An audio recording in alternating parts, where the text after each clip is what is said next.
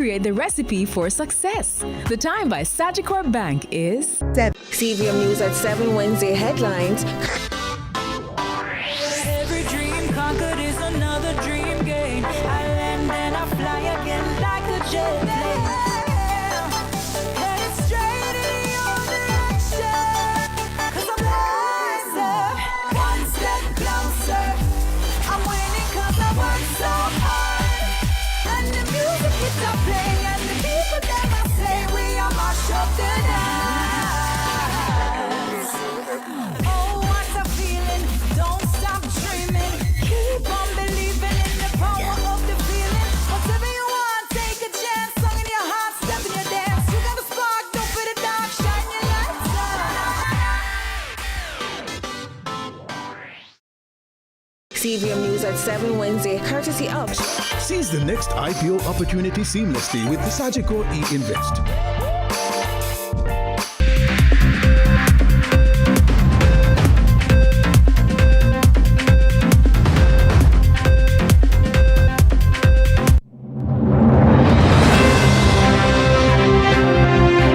CVM News at 7 Wednesday headlines, courtesy of Heart NSDA Trust, Jamaica's Human Development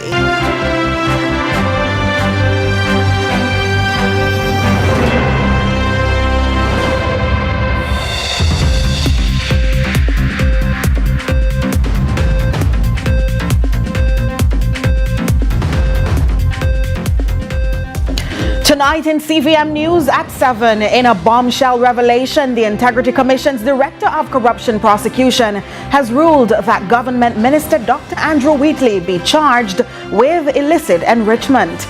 But Dr. Wheatley has vowed to fight the charges in court, as he described the findings of the Integrity Commission as false, inaccurate, and grossly misleading.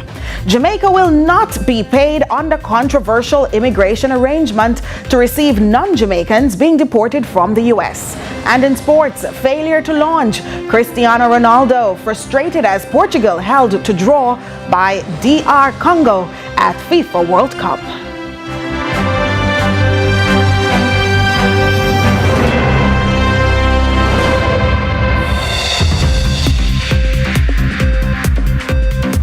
CVM News at 7 Wednesday headlines, courtesy of Heart NSDA Trust, Jamaica's Human Development Agency.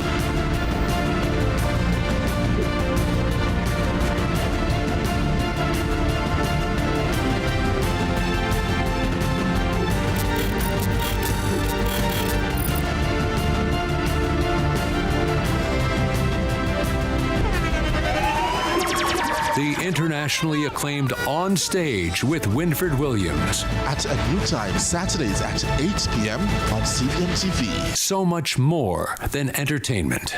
CVM News at 7 Wednesday, courtesy of. Seize the next IPO opportunity seamlessly with the Sagicor e-Invest.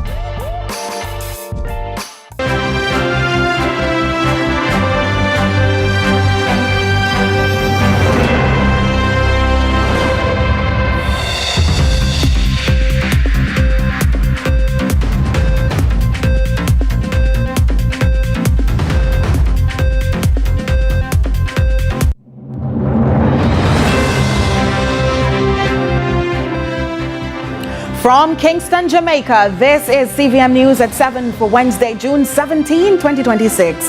I'm Nika Lewis. Thank you so much for joining us. Jamaica will not be paid under the controversial immigration arrangement it has entered into with the United States to receive non-Jamaicans being deported from the U.S. That's according to the country's Deputy Prime Minister and National Security and Peace Minister, Dr. Horace Chang. He was speaking at Wednesday's post-cabinet media briefing at Jamaica House, and Crystal Williams was there.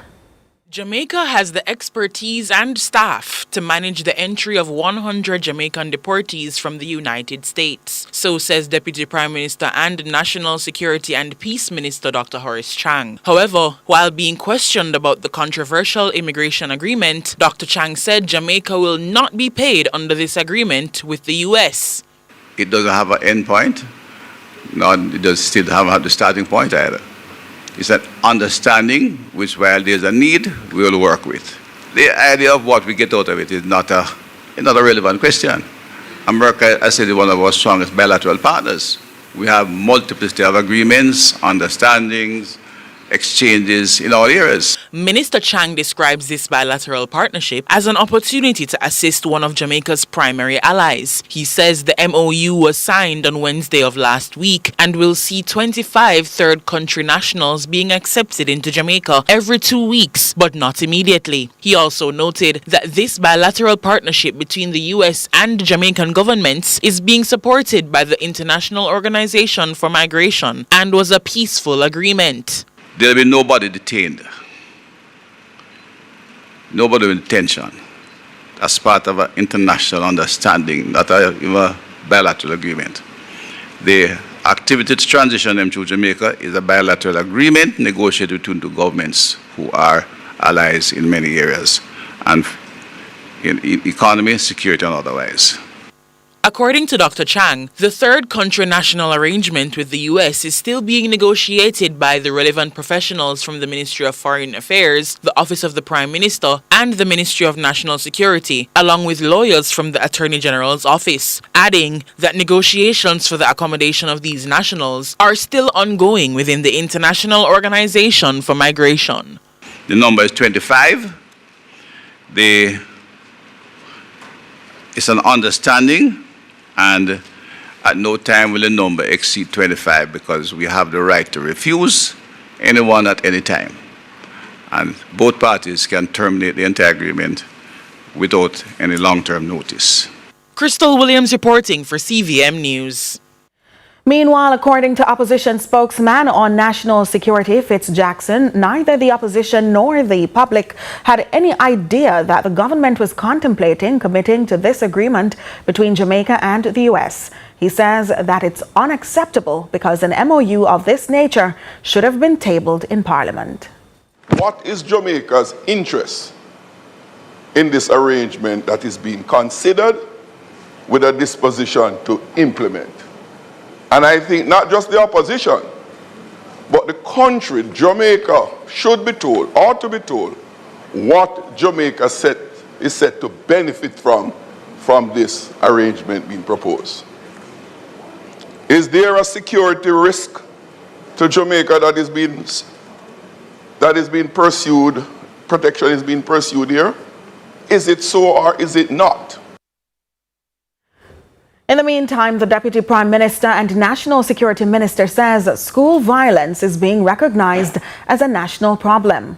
More in this report from Carla Ramdeen. In light of recent reports of violence involving teachers and students, National Security and Peace Minister Dr. Horace Chang says school violence is being nationally recognized as a problem. He says the government is making major investments to mitigate the issue of violence affecting school communities.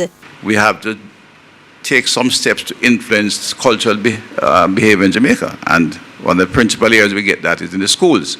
And we have a very extensive program. I think we are working in 39 schools now, and I look at how to scale that up to all the schools that seem to have vulnerabilities and go beyond that. We start with the schools which were primarily near to the zones of special operations, which have clearly defined vulnerabilities, and we are working through those to bring about the kind of support and changes that will reduce this kind of incident. He says that the provision of school resource officers within the recently implemented case management program will increase safety and security in schools. The school resource officer is a police officer. It's not a matter of imposing police in the schools and locking out students and arresting students. He's a specially trained police officer to assist these of discipline in the schools, but critical to work with our case managers to interface with the families who have been affected by this kind of trauma. Education Minister Senator Dr. Dana Morris-Dixon says teaching and learning is being impacted by the level of violence the nation's children are being exposed to at home and while at school. The violence that our children face and our teachers face in their communities, that trauma it manifests itself in the classroom. It affects brain development. It affects how they learn. It is real. And so those challenges are some of the other non-Ministry of Education challenges that we have to deal with. And it breaks our heart every single time we lose a child or we lose a teacher. Carla Ramdeen, CVM News. Minister of Industry, Investment and Commerce, Senator Obin Hill, has announced that the local construction sector's cement supply and demand has been stabilized. This, the minister says, is due to an ongoing effort to balance local production with imports to maintain supply in the market. More in this report from Akeem Aret. Following the devastation caused by Hurricane Melissa in October last year, there was a shortage in cement supply. Speaking at Wednesday's post-cabinet media briefing, Minister Obin Hill highlighted that the shortage is a thing of the past. We know now that the demand supply equilibrium is coming back to normalcy. We know cement company has imported a lot more. The new importers are out there setting up their arrangements. So cement has become much less of a subject. The shortage has become, and we know that the supply is here to meet that demand. He also highlighted that the needs of the National Reconstruction and Resilience Authority, NARA, will be entirely separate, and its cement supply will have a different calculation. The demand we're looking at does not have anything right now to do with NARA. When NARA comes in, there's going to be a whole different calculation, because big projects are going to need special amount of cement, and after the projects, those demands won't be there. So we have to put special arrangements, which we're thinking of, and we know largely what we're going to do with the NARA demand, but it's not in this allocation. Minister Hill also revealed that there is a safety valve to ensure a stable supply of cement to prevent a shortage. We had to have a safety valve. So we gave one importer buying house, as you all know, the right to import up to 15% of the production capacity of cement company, even while cement company from time to time, when they close the factory, have to import, and we give them import amounts as well. Akeem Aret, CVM News. Despite public backlash following controversial comments about Jamaica not having a human rights problem, Justice Minister Delroy Chuck says he has no regrets making the remarks. The statements were made during his recent sectoral budget presentation. Natasha Williams has more in this report. Jamaica does not, and I hope will never have, a human rights problem. We have the Office of the Public Defender. If you have a difficulty, you can go to the Office of the Public Defender and prosecute any human rights breach. However, political analyst Dr. Nadine Spence stressed that's one way of looking at it, because a mechanism is in place to deal with human rights challenges. It doesn't mean that there are no human rights challenges. You understand me? So I think, he needs to come out, you're right, not necessarily to retract, but to explain what he meant. During an interview with CVM News on Wednesday, the Justice Minister was asked if he was willing to withdraw the controversial no human rights problem comment. This was his response. I would like to repeat it, emphasize it. I will repeat that Jamaica has no human rights problems. Where we have a lot of problems are in matters involving wrongdoers of all kinds, including domestic abusers, the criminals, the extortionists, and especially the gangsters, who are the ones interfering with community members' human rights. But Dr. Spence says Mr. Chuck must have been, quote, out of touch, end quote, with the reality and challenges of human rights, and insists he provides a clearer definition. On the face of the argument, you could say that he just don't know what human rights challenges are. He's kind of perhaps not as on the ground as he needs to be, or how he defines, it depends on what he defines human rights as. We do have human rights realities, human rights challenges, human rights issues in several different ways, from the state to the citizen, from citizen to citizen, just cultural practices that invade the rights of and threatens it at so many different levels. People are talking about conditions in the prisons, conditions in the jails, conditions in the inner city communities. These are not matters caused by the state for which there can be breach, that you can sue for human rights breaches. So we must get it right. It's very important for people to understand their rights. And if they feel that they have been violated, they can always refer the matters to INDECOM, the public defender, or private attorneys who can take up the matters, including Jamaicans for Justice. In recent reports, Executive Director of Jamaicans for Justice, Mikel Jackson, says the institution has recorded 186 violations by state actors in matters involving members of the security forces in the last 3 years. Natasha Williams, CVM News. And before the break, we take a moment to return to the nation's parliament, where Minister Dr. Andrew Wheatley is currently addressing the matter in parliament. Tabled earlier.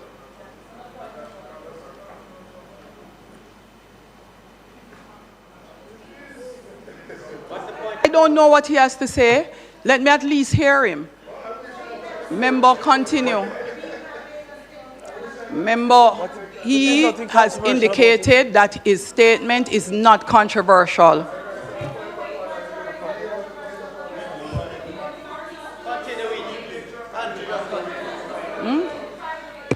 Thank you very much, colleagues.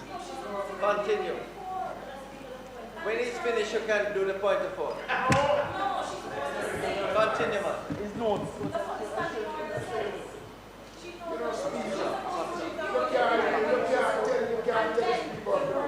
Madam Speaker, I believe that you should, or you would have had. All right, we take that break now, but stay with us. More after these.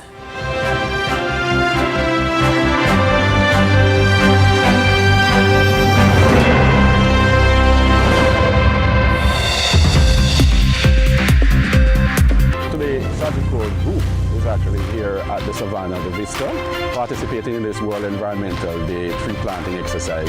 We want to play our part in ensuring that we are reducing local climate and economic risk. The lasting legacy that Sagicor would want to be remembered for through this activity is not only having provided the capital, the mortgage for this development, but having created the green spaces for families to thrive. I feel really privileged to receive trees as a gift from Sagicor for my home. Today definitely inspired me to do more for the environment. We're so thankful to be blessed by Sagicor choosing Savannah at the Vistas. They have been able to invest in the development of the community and coming back to invest in the environment. The benefits of the tree planting will help with the improvement of the air quality, the heat buildup, and provide a better environment for the homeowners to enjoy. Employers, once a month, you have the power to shape Jamaica's future. By paying your hard 3% contribution, you're not just contributing, you're investing in people, in skills, in our economy. Your hard contribution trains working-age Jamaicans, aligns programs with workforce needs, and secures our future. That's not just contribution, it's transformation. Contribute to heart and to your future.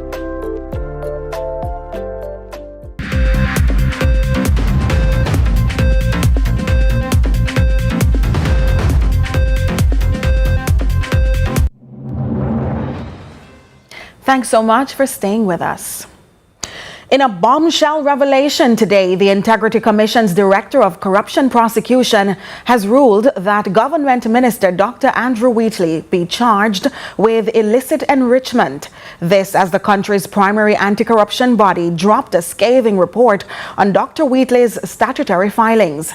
Tonight, the spotlight is squarely on the Cabinet Minister, who has portfolio responsibility for science, technology, and special projects. More in this report. The Integrity Commission's Director of Corruption Prosecution has ruled that Government Minister Dr. Andrew Wheatley be charged for illicit enrichment, knowingly making false statements and failing to provide information. The Commission says a net worth analysis of his statutory declarations revealed unexplained growth in 2010, 2011, 2014, 2017, and 2020, with the most significant jumps in 2011 and 2014. Investigators concluded that Dr. Wheatley is seemingly unable to account for funds totaling $164 million. His obligation to file statutory declarations began in 2003, when he served as a councillor and later mayor of Spanish Town. Yet between 2003 and 2011, just before he won the St. Catharines South Central seat on December 29, 2011, he submitted only 2 declarations in 2007 and 2010. From 2010 to 2022, investigators traced properties, vehicles, and bank accounts far beyond his lawful earnings. His explanations failed to satisfy Section 14(5) of the Corruption Prevention Act. He also reportedly omitted assets in 2013, 2014, 2015, and 2021. Prima facie offences under the Integrity Commission Act and the Parliament Integrity of Members Act. The report details repeated delays, missed interviews, and partial responses. Notices of illicit enrichment were served, but the Commission says his replies did not reconcile with evidence gathered from banks, tax authorities, and property registries. The Commission's conclusions are damning, suggesting Minister Wheatley breached statutory obligations, made false statements by omission, and failed to comply with lawful requests. Its recommendations are clear. Refer the matter to the Director of Corruption Prosecution for charges and strengthen parliamentary oversight of members' declarations. This revelation comes just months after a general election campaign in which both the JLP and the PNP refuted suggestions that their members were among several people being investigated for illicit enrichment.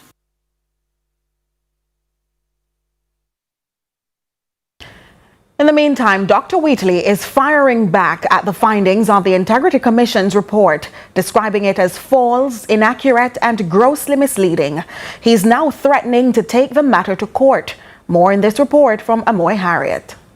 In a statement to the media Wednesday, just moments after the tabling of the uncomplimentary report in Parliament, Dr. Wheatley described it as odd, unreasonable, and unfair that in arriving at his conclusion, the Director of Investigations decided not to take into account approximately $168 million in rental income, which he says he lawfully accumulated and declared over the 9 years. He added that the Director also failed to take into consideration the lawful and verifiable payment sources utilized in respect of the repayment of approximately $50 million in loans obtained from financial institutions in the pursuit of his real estate business. Now, concerning an allegation by the Integrity Commission that he was the recipient of 6 apartments which were declared to the Commission as gifts, Dr. Wheatley says, quote, "I entered into a joint venture which involved the purchase of land for development purposes. The initial arrangement with my business partner was to split ownership of the development along the lines of a 50-50 ratio. I was unable to meet my obligations and consequently the arrangement was adjusted to a 70-30 allocation. I managed the construction and negotiated credit. My 30% share of the development would amount to the proceeds of the sale of 6 units. Instead of taking value in cash,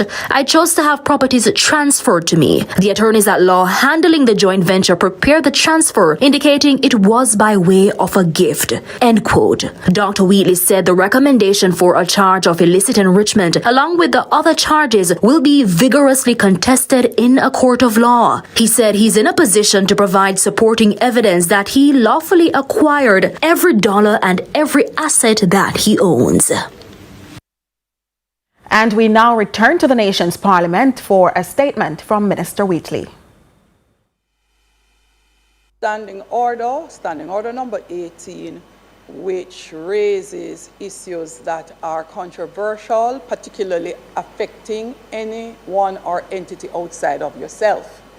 And so you, with agreement, have been given limited latitude to make a very short 1-minute statement. Thank you very much, Madam Speaker. Thank you very much, colleagues. let me just use this opportunity to indicate to colleagues here that I have every intention of protecting my reputation. It is a matter that somewhere or the other can affect all of us as members in this House. And so my team of lawyers will bring to the fore, to the public, that I am innocent, that the conclusions are inaccurate, and that we have a responsibility to encourage anyone from any humble beginning or otherwise who wish to serve his or her country, not to be afraid because of persons who want to defame them or destroy their reputation. I will take that back, sorry. In addition to which, your time is up, so close. Thank you very much, Madam Speaker, colleague. House Leader. Madam Speaker, we have no further business, so I will not ask to extend the time. I ask that the House be adjourned for a date to be set. That was Minister Dr. Andrew Wheatley making a statement in the nation's parliament in relation to the story you heard just now regarding the IC report. Well, the debate over squatting in Jamaica is intensifying, with opposition spokesman on housing Lothan Cousins arguing that the issue is being driven by the high cost of living and limited access to affordable housing. He says many Jamaicans are occupying land not by choice, but out of necessity, as wages remain stagnant while rent and property prices continue to rise. The issue of squatting continues to spark a political debate, with opposition spokesman on land, Lothan Cousins, saying that the root cause is Jamaica's growing affordability crisis rather than a culture of illegal occupation. Cousins argues that the issue is rooted in inequalities dating back to emancipation, when many Jamaicans were effectively excluded from land ownership and the registration of titles. He says those historical barriers have contributed to ongoing land insecurity, making it disingenuous to suggest that squatting is the core issue. The law itself, the same Section 30 of the Registration of Titles Act, provides for a clear mechanism where persons can dispossess title owners, squatters. And there's a reason for that. Land is not renewable. And we can't have a system where one set of people own all the land. Then where the other people going to live? In the water, in the ocean, in the sea? The opposition spokesman also argues that the problem extends beyond affordability. He claims that thousands of Jamaicans continue to live on government land, while others who have paid for government-owned lots are still waiting to receive their titles. He says official data on the number of people living in squatter settlements highlights the scale of the issue and the need for a more comprehensive response. That is what a government should be looking at. Could you state like how many families in your constituency who are currently living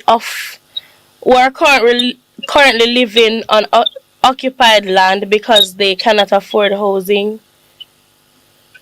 It is not a constituency. I would not be able to pull a figure out of the air.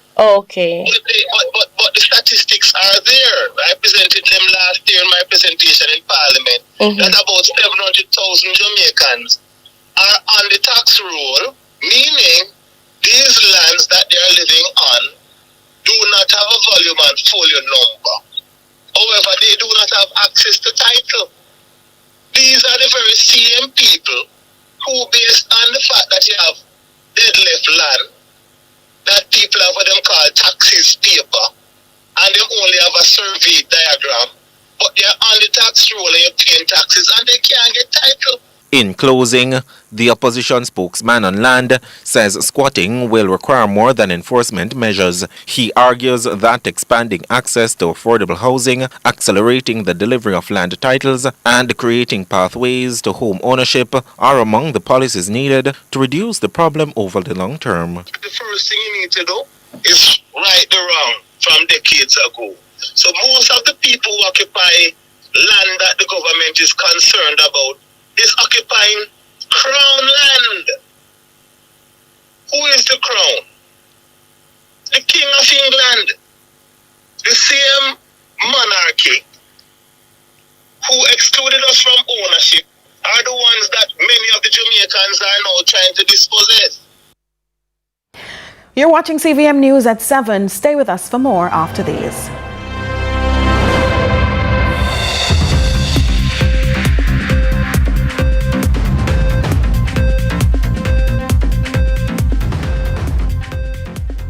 For the moments that are best enjoyed with your hands, enjoy them with a KFC Big Deal or Big Bucket.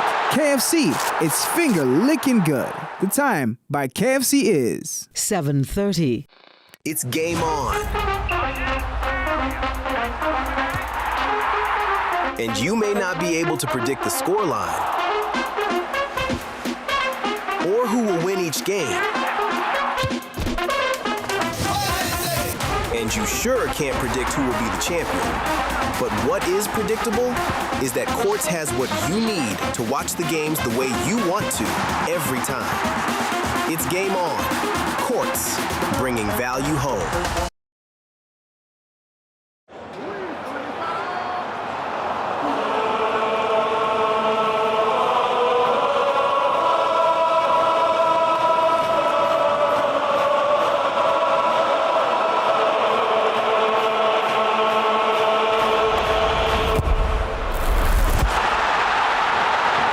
For the moments that are best enjoyed with your hands, enjoy them with a KFC Big Deal or Big Bucket. KFC, it's finger licking good. Tune in to Lead Story. Weekdays at 6 p.m. Hosted by Jody Ann Quarry.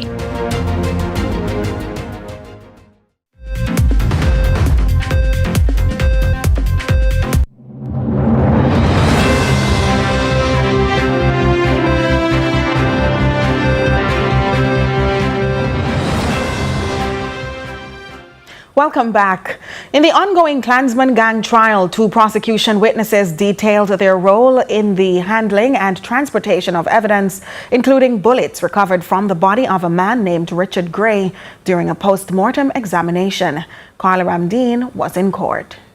A detective sergeant testified that on December 14, 2017, he attended Archer's funeral home in Spanish Town to collect evidence recovered from the body of a man named Richard Gray during a post-mortem examination. The witness told the court that a family friend was present and confirmed the identity of the deceased. The detective sergeant said he observed the doctor collect a blood sample, remove 4 bullets and 1 bullet fragment from the body. The witness told the court that the items were handed to him after which he placed them in a brown paper bag, labeled the package, and secured the evidence. He further testified that he returned to the St. Catherine Scenes of Crime office, where the necessary documentation was completed and the evidence was placed in storage pending transfer to the forensic lab. In the meantime, another prosecution witness, a detective constable, testified that on December 18, 2017, she transported evidence related to the matter to the forensic science lab. She stated that after the evidence was handed in, a receipt was provided, which she subsequently handed over to the investigating officer. The evidence relates to count 8 of the indictment, under which the accused, Travis Drummond, is charged with facilitating the murder of Richard Gray. Carla Ramdeen, CVM News. The Area 3 Police Division is stepping up its fight against crime with the launch of a new initiative aimed at restoring safety and order across Clarendon, Manchester and St. Elizabeth. Head of Area 3 Police ACP Christopher Phillips says Operation Reset will target some of the region's most pressing criminal activities. Akeem Arit reports. The Area 3 Police Division has launched a new crime-fighting initiative dubbed Operation Reset, aimed at reducing criminal activities across Clarendon, Manchester and St. Elizabeth. The initiative was unveiled during the Mandeville Police Civic Committee's annual general meeting and Top Cop Awards. Head of Area 3 Police, ACP Christopher Phillips, said the operation will focus on addressing key issues affecting communities throughout the division. We are going to be launching Operation Reset across Area 3 And it intends to be one that takes a total zero tolerance posture. We will regain firm control of our policing areas. We will push back against criminality and stand firm against disputes that threaten lives and livelihood. While noting some positive developments, ACP Phillips acknowledged that serious crimes remain a concern. He revealed that both murders and shootings have increased when compared to the corresponding period last year. Notwithstanding that, there are areas of concern that we must pay attention to. Violent crime up. Murder increased 55% from 34 to 52 cases. And shooting 15% from 34 to 39 cases. Gun violence drive. Murder and shooting together account for 23 additional cases year on year. He also notes that scammers continue to adapt their operations and says targeted operations will be deployed to disrupt criminal networks operating within the division. Follow through and holding criminals accountable. I've been studying Area 3 for 6 months now. And I think I have a fairly good understanding of where we need to go. And those scammers who migrate from some other places because it was so uncomfortable for them to stay. I want Manchester citizens to join me and tell them that Manchester is going to get uncomfortable. St. Elizabeth is going to get uncomfortable for these players. Clarendon is going to get uncomfortable because we're going to focus on efforts around them. Natasha Williams, CVM News. Statistics which have been artificially low for years are now creeping up across the island as more males are reporting as victims of domestic violence. As Carolyn Brown reports, the police are attributing this to its strong speak up, speak out message and a psychological shift. During the first months of 2026, there were 3,006 cases of domestic violence reported to the police from different parishes in Jamaica. Deputy Superintendent of Police DSP Jacqueline Dillon, who is the intervention officer for the Jamaica Constabulary Force's Domestic Violence Intervention Unit, the DVIU, breaks down the figures. 1,314 men were victims of domestic violence. Comparison to 2,381 women who were victims of domestic violence, and that is as at the end of May. So what we've had is men speaking, men coming out, men talking about the issues that impacts them where domestic violence is concerned. Men reaching out for help because they are aware that many of them are afraid that if they don't report, there may be the likelihood of further violence. Much attention was not being paid to the trail of trauma building up in the male population, many of whom bear the burdens of their families and were too ashamed based on cultural norms and the narrow misconception about domestic violence. You know, for decades, the burden and the shame have been too heavy to carry. Society has said, take it like a man. However, thankfully, more men are finding the courage to step forward and they are reporting it. Also true is the fact court orders are granted for many reported cases. Of 35 orders granted in May, 11 were to males against female perpetrators.